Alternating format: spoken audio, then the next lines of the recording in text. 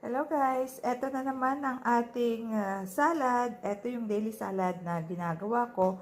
Eto na naman, naglagay ako ng cucumber guys, tomatoes, ayan, maliliit na hiwa. Eto, another kind of salad, tapos arugula, ayan. Tapos, maglalagay ako ng young sprout.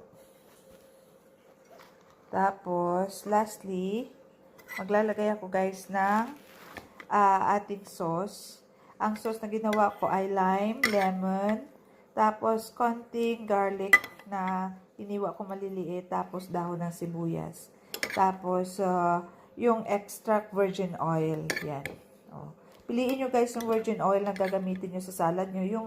Yung pure na virgin oil. So, ayan na guys. Ilalagay na natin dito sa ating salad. Ayan. O, diba?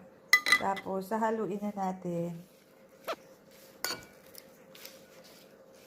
Ito na ang ito na ang starter ni Super Papa. At lalagay na natin to guys sa Tupperware.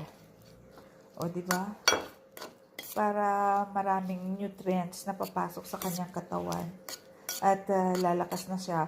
Maybe, tomorrow or after tomorrow, madi-discharge na siya. O, sige na guys.